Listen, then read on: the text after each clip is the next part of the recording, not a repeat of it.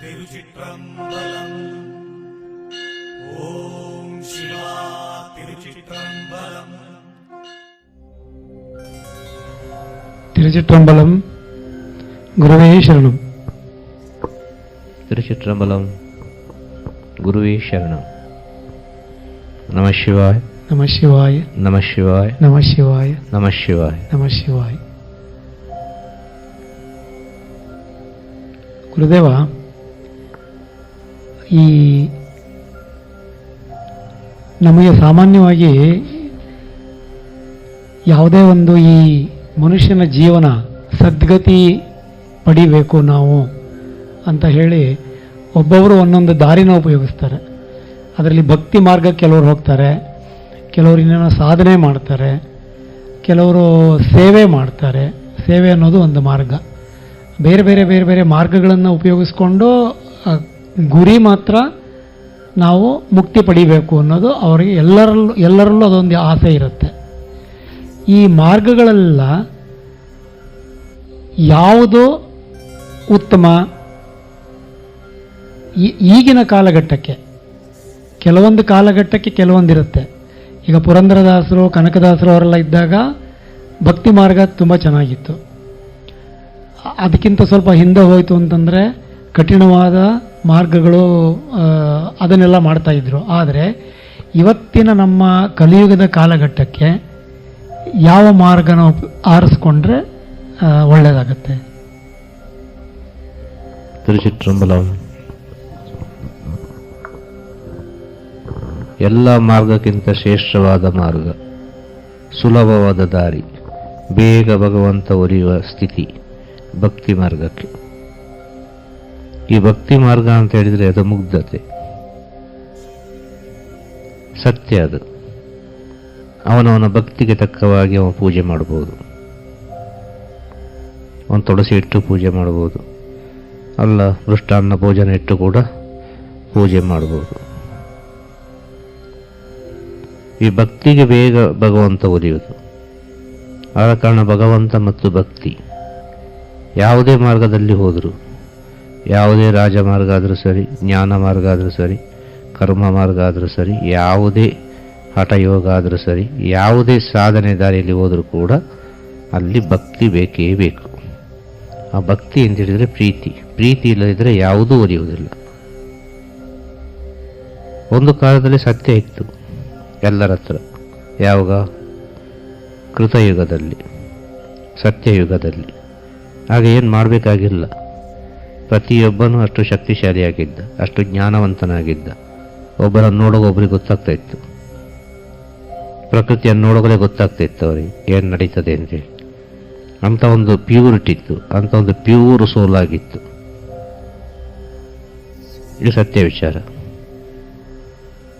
ಬರಬರ್ತಾ ಕಾಲದಲ್ಲಿ ಸತ್ಯ ಸ್ವಲ್ಪ ಕಡಿಮೆ ಆಗ್ತಾ ಬರುವಾಗ ಅದಕ್ಕೆ ಇನ್ನೊಂದು ದಾರಿ ಹಿಡಿದ್ರು. ಆ ಸತ್ಯದ ದಾರಿಯಲ್ಲಿ ಹೋಗೋದುಂಟಲ್ವ, ಅದು ರಾಜಮಾರ್ಗ. ಅದು ಭಯಂಕರ ವೇಗವಾಗಿ ಹೋಗ್ತದೆ. ಅದು ಭಯಂಕರ ಪವರ್ಫುಲ್. ಅದು ಅಗ್ನಿ ಇದ್ದಾಗಿ. ಅದಷ್ಟು ಸುಲಭ ಇಲ್ಲ. ಅದಾದ ನಂತರ ಬಂತು, ತನ್ನ ಶಕ್ತಿಯನ್ನೆಲ್ಲ ಕಳೆದುಕೊಂಡ ನಂತರ ಸ್ವಲ್ಪ ಸತ್ಯವೆಲ್ಲ ಕಡಿಮೆ ಆಗ್ತಾ ಬರುವಾಗ ಮನುಷ್ಯನಲ್ಲಿ ಮಾಯ ಪ್ರಪಂಚದ ವಿಷಯಗಳೆಲ್ಲ ಸ್ವಲ್ಪ ಸ್ವಲ್ಪವೇ ಒಳಗೆ ಹೋಗುವಾಗ ಈ ಭಗವಂತನನ್ನು ಹೇಗೆ ನೋಡೋದು ಅಂತ ಹೇಳುವಾಗ ಅನೇಕ ರೀತಿಯ ದಾರಿಯನ್ನು ಕಂಡುಹಿಡಿದರು. ಅದು ಪ್ರಣವ ವೇದ. ಯಾವುದು? ಸತ್ಯ ಅಂತ ಹೇಳಿದರೆ, ಸತ್ಯ ಮಾರ್ಗ ಅಂತ ಹೇಳಿದರೆ ಪ್ರಣವ ವೇದ. ಅದರಿಂದ ದೊಡ್ಡ ವಿಚಾರ ಇಲ್ಲ. ಎಲ್ಲವೂ ನಿನ್ನ ಒಳಗೇ ಇದೆ, ನಿನ್ನ ಒಳಗೆ ಬ್ರಹ್ಮಾಂಡ ಇದೆ, ನೀನೇ ಎಲ್ಲವೂ ಎಂಬ ಸತ್ಯವನ್ನು ತಿಳಿಬೇಕಾದರೆ ಪ್ರಣವ ವೇದದ ಸ್ಥಿತಿಗತಿಗಳೆಲ್ಲ ತಿಳಿದಿರಬೇಕು, ರೀತಿ ನೀತಿಗಳೆಲ್ಲ ತಿಳಿದಿರಬೇಕು. ಪ್ರಣವ ವೇದಕ್ಕೆ ಯಾರು ಗುರು ಅಂತ ಹೇಳಿದರೆ ಅದು ನಿನ್ನ ಆತ್ಮವೇ ಗುರು. ಅದು ಕೊನೆಗೆ ಸಿಕ್ಕುದು ಯಾವುದು? ಈ ಪ್ರಣವ ವೇದ.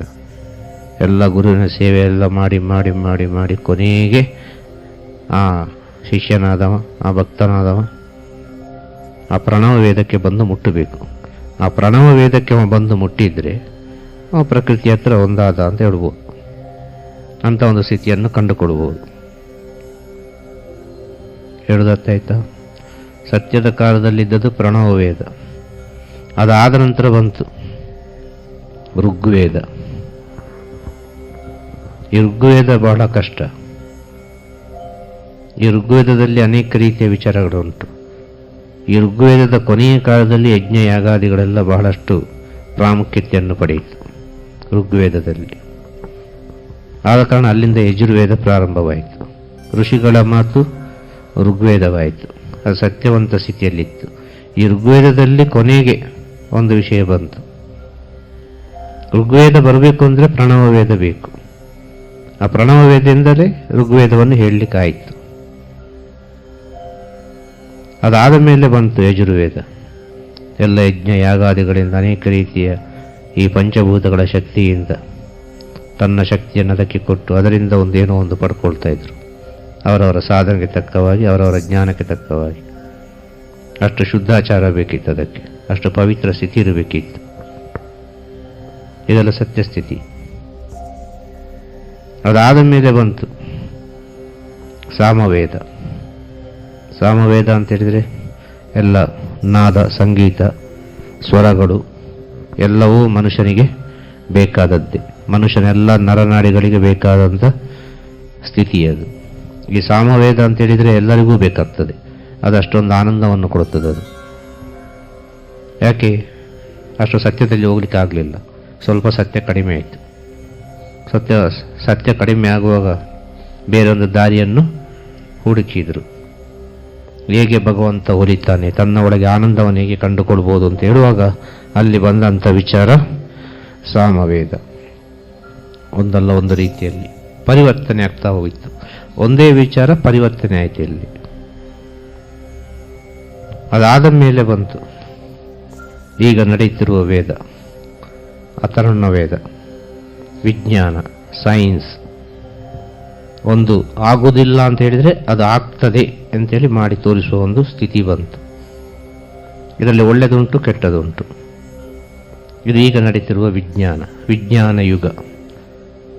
ಇದನ್ನು ಆಗಿನ ಕಾಲದಲ್ಲೇ ಹೇಳಿದರು. ಈಗಿನಷ್ಟು ವಿಜ್ಞಾನ ಆಗಿನವರಿಗೆ ಗೊತ್ತಿಲ್ಲದರೂ ಕೂಡ ಅವರು ಹೇಳಿದ ವಿಜ್ಞಾನ ಇನ್ನೂ ಇವತ್ತಿನ ವಿಜ್ಞಾನ ಮುಟ್ಟಲಿಲ್ಲ. ಇಂದಿಗೂ ಇವತ್ತಿಗೂ ಆ ವಿಜ್ಞಾನ ಮುಟ್ಟಲಿಲ್ಲ. ಯಾವ ವಿಜ್ಞಾನವನ್ನು? ಋಷಿಮುನಿಗಳು ಹೇಳಿದಂಥ ವಿಜ್ಞಾನವನ್ನು. ಅದು ವಿಶಿಷ್ಟವಾದ ಜ್ಞಾನ, ಅಂತರ್ಜ್ಞಾನ, ಅಂತರ್ದೃಷ್ಟಿ. ಅದು ಇನ್ನೂ ವಿಜ್ಞಾನಕ್ಕೆ ಕಂಡುಹಿಡಲಿಕ್ಕೆ ಆಗಲಿಲ್ಲ. ಇದನ್ನೆಲ್ಲವನ್ನು ತನ್ನ ಒಳಗೆ ತಕೊಂಡು ಬರಬೇಕು ಅಂತ ಹೇಳಿದರೆ ಇವನಿಗೆ ಭಕ್ತಿ ಬಹಳ ಮುಖ್ಯ. ಅವನು ಹೋಗುವ ರೂಟ್ ಹೇಗೂ ಬೇಕಾದಿರ್ಬೋದು, ಆದರೆ ಅದಕ್ಕೆ ಫೌಂಡೇಶನ್ ಭಕ್ತಿ. ಭಕ್ತಿ ಮಾರ್ಗವೇ ಶ್ರೇಷ್ಠ. ಈ ಕಲಿಯುಗದಲ್ಲಿ ಅಂತೂ ಭಕ್ತಿ ಮಾರ್ಗವೇ ಶ್ರೇಷ್ಠ. ಇಲ್ಲಿ ಅಂಥ ಶಕ್ತಿಯನ್ನೆಲ್ಲ ಪಡ್ಕೊಳ್ಳಿಕ್ಕೆ ಆಗೋದಿಲ್ಲ. ಶಕ್ತಿಯೆಲ್ಲ ಈಗ ಯಾವ್ಯಾವ ರೀತಿಯಲ್ಲಿ ಹೋಗ್ತಾ ಉಂಟು.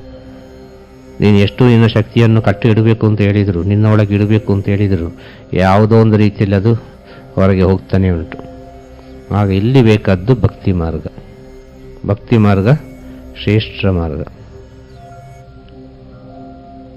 ಒಂದು ರಾಜಮಾರ್ಗದಲ್ಲಿ ಹೋಗಬೇಕು, ಒಂದು ರಾಜಯೋಗ ಸ್ಥಿತಿಯನ್ನು ಅನುಭವಿಸಬೇಕು ಅಂತ ಹೇಳಿದರೆ ಅಲ್ಲಿಯೂ ಭಕ್ತಿ ಬೇಕು, ಅಲ್ಲಿಯೂ ಕರ್ಮ ಬೇಕು. ಈ ಕರ್ಮ ಮಾರ್ಗ ಮತ್ತು ಭಕ್ತಿ ಮಾರ್ಗವನ್ನು ಸೂಕ್ಷ್ಮಗೊಳಿಸುವಾಗ ಅಲ್ಲಿ ಉಂಟಾಗುವುದು ಜ್ಞಾನ ಮಾರ್ಗ. ಈ ಜ್ಞಾನ ಮಾರ್ಗವನ್ನು ಇನ್ನಷ್ಟು ಸೂಕ್ಷ್ಮಗೊಳಿಸುವಾಗ ಅಲ್ಲಿ ಸಿಗುವುದು ರಾಜಮಾರ್ಗ. ಎಲ್ಲದಕ್ಕೂ ಭಕ್ತಿ ಮುಖ್ಯ. ಈ ಭಕ್ತಿ ಎಂಬುದು ಎಲ್ಲರಿಗೂ ಉಂಟು. ಇಲ್ಲಿಂದ ಪ್ರಾರಂಭವಾಗುವುದು, ಇಲ್ಲಿಂದ ಉಗಮವಾಗುವುದು. ಇದೇ ಬೇಸ್ ಫೌಂಡೇಶನ್. ಇದು ಇಲ್ಲದಿದ್ದರೆ ಯಾವ ಮಾರ್ಗಕ್ಕೂ ಹೋಗ್ಲಿಕ್ಕೆ ಆಗುವುದಿಲ್ಲ. ಏನಿದ್ರೂ ಸರಿ. ಒಂದು ಹಠಯೋಗ ಸಾಧನೆ ಮಾಡ್ತಾನೊಬ್ಬ, ಅವನ ಗುರುಗಳ ಮೇಲೆ ಅವನಿಗೆ ಭಕ್ತಿ ಬೇಕಲ್ಲ, ಗುರುಗಳ ಮೇಲೆ ಪ್ರೀತಿ ಬೇಕಲ್ಲ. ಯಾವುದೇ ದಾರಿಯಲ್ಲಿ ಹೋಗುವುದಾದ್ರೂ ಅವರವರ ಗುರುಗಳ ಮೇಲೆ ಭಕ್ತಿ ಬೇಕಲ್ಲ. ಅವನು ಮಾಡುವ ಸಾಧನೆ ಮೇಲೆ ಭಕ್ತಿ ಬೇಕಲ್ಲ. ಅವನ ಎಲ್ಲ ವಿಚಾರದಲ್ಲಿ, ಅವನ ಗುಣ ನಡತೆಯಲ್ಲಿ ಕೂಡ ಒಂದು ಭಕ್ತಿ ಬೇಕಲ್ಲ, ಒಂದು ಪ್ರೀತಿ ಬೇಕಲ್ಲ. ಪ್ರೀತಿ ಇಲ್ಲದ್ರೆ ಹೇಗೆ ಸಾಧ್ಯ? ಅದು ಅಂತರಾತ್ಮದ ಒಳಗಿರುವಂಥ ವಿಚಾರ. ಆ ಪ್ರೀತಿಯಿಂದಲೇ ನಾವು ಸೃಷ್ಟಿಯಾದ್ದು. ಆ ಭಕ್ತಿಯಿಂದಲೇ ನಾವು ಸೃಷ್ಟಿಯಾದ್ದು. ಆದ ಕಾರಣ ಹೇಳೋದು ಭಕ್ತಿ ಮಾರ್ಗ ಶ್ರೇಷ್ಠ ಮಾರ್ಗ. ಭಕ್ತಿಯಿಂದ ಯಾರು ಒಬ್ಬರು ಪವಿತ್ರ ಭಾವನೆಯಿಂದ, ಭಕ್ತಿ ಅಂದರೆ ಮುಗ್ಧತೆ ಅಷ್ಟೇ. ದೇವರು ಹೇಗಿದ್ದಾನೆ ಅಂತ ಗೊತ್ತಿಲ್ಲ. ಸಾಧನೆ ಮಾಡಿ ಒಬ್ಬ ಬಂದು ಹೇಳ್ತಾನೆ ದೇವರು ಆಗಿದ್ದಾನೆ, ದೇವರು ಹೀಗಿದ್ದಾನೆ, ದೇವರಿಗೆ ರೂಪ ಇಲ್ಲ, ದೇವರೆಲ್ಲ ಕಡೆ ಇದ್ದಾನೆ ಅಂತೇಳಿ ಸಾಧನೆ ಮಾಡಿದವ ತಿಳಿದವ ಎಲ್ಲವೂ ಹೇಳ್ತಾನೆ. ಒಬ್ಬ ಏನು ಗೊತ್ತಿಲ್ಲ ಅವನಿಗೆ, ದೇವರಂದ್ರೆ ಏನು ಅಂತಲೇ ಗೊತ್ತಿಲ್ಲ ಅವನಿಗೆ ಅಲ್ವಾ. ಈಗ ಕಣ್ಣಪ್ಪನ ಒಂದು ಕತೆ ತಗೊಂಡ್ರೆ, ಕಣ್ಣಪ್ಪನಿಗೆ ಏನೂ ಗೊತ್ತಿಲ್ಲ, ಅವನಿಗೆ ಯಾವುದೇ ಪೂಜೆ ಗೊತ್ತಿಲ್ಲ, ಯಾವುದೇ ಮಂತ್ರಗಳು ಗೊತ್ತಿಲ್ಲ, ಏನು ಗೊತ್ತಿಲ್ಲ ಅವನಿಗೆ.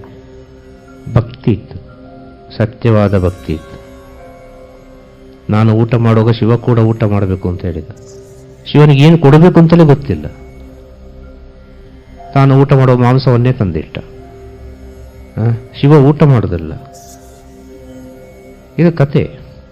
ಆದರೆ ಇಲ್ಲಿ ಬರುವ ಮುಖ್ಯ ಸ್ಥಿತಿ ಏನಂದ್ರೆ ಭಕ್ತಿ, ಪವಿತ್ರವಾದ ಸ್ಥಿತಿ.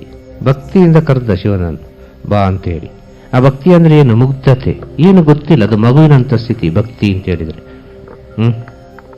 ದೇವರಿಗೆ ಹೀಗೆ ಪೂಜೆ ಮಾಡಬೇಕು, ಇದೇ ಮಂತ್ರವನ್ನು ಹೇಳಬೇಕು, ಇಂಥದೇ ಹೂವನ್ನು ಹಾಕಬೇಕು, ಇಷ್ಟೇ ಮಂತ್ರವನ್ನು ಹೇಳಬೇಕು, ಈ ದಿನ ಇದನ್ನೇ ಮಾಡಬೇಕು. ಇದೆಲ್ಲ ಆಮೇಲೆ ಬಂದಂಥ ವಿಚಾರ. ಏನು ತಿಳಿದಿದ್ದವ ದೇವರೇ ಅಂತ ಒಬ್ಬ ಕರೀತಾನೆ, ಮುಗ್ಧತೆಯಿಂದ, ಪವಿತ್ರತೆಯಿಂದ. ಖಂಡಿತವಾಗಿಯೂ ದೇವರು ಅವನ ಜೊತೆ ಯಾವುದೋ ಒಂದು ರೀತಿಯಲ್ಲಿ ಇರ್ತಾರೆ. ಅಷ್ಟು ಸತ್ಯ ಉಂಟು ಆ ಭಕ್ತಿಗೆ. ತುಂಬ ಸುಲಭ ಕೂಡ ಅದು, ತುಂಬ ಸುಲಭವಾದ ವಿಚಾರ ಭಕ್ತಿ ಮಾರ್ಗ. ಸಂಸಾರಕ್ಕೆ ಹೇಳಿದಂಥ ವಿಚಾರ ಭಕ್ತಿ ಮತ್ತೆ ಕರ್ಮ. ಆದರೆ ಪ್ರತಿಯೊಂದು ಜೀವರಾಶಿಯಲ್ಲಿಯೂ ಈ ಭಕ್ತಿ ಮತ್ತು ಕರ್ಮ ಅದರ ಸ್ಥಿತಿಗೆ ಅದಕ್ಕದಕ್ಕೆ ಉಂಟು. ಮಾನವನಲ್ಲಿ ಮಾತ್ರ ಅಲ್ಲ, ಪ್ರತಿಯೊಂದು ಜೀವರಾಶಿಯಲ್ಲಿಯೂ ಭಕ್ತಿ ಮತ್ತು ಕರ್ಮ ಇದ್ದೇ ಇರ್ತದೆ. ಆ ಕರ್ಮವನ್ನು ದಾಟಬೇಕು ಅಂದರೆ ಭಕ್ತಿ ಬೇಕು, ಇಲ್ಲದಿದ್ದರೆ ದಾಟಲಿಕ್ಕೆ ಆಗುವುದಿಲ್ಲ, ತುಂಬ ಕಷ್ಟ ಆಗ್ತದೆ. ಭಕ್ತಿ ಮಾರ್ಗವೇ ಶ್ರೇಷ್ಠವಾದ ಮಾರ್ಗ, ಸುಲಭವಾದ ಮಾರ್ಗ, ಪರಮ ಪವಿತ್ರವಾದ ಮಾರ್ಗ. ಇದು ಎಲ್ಲರಿಗೂ ಬೇಕಾದ ಮಾರ್ಗ. ಇಷ್ಟೇ ಹೇಳಬಹುದು. ತಿರುಚಿತ್ರಂಬಲಂ. ಗುರುವೇ ಶರಣಂ.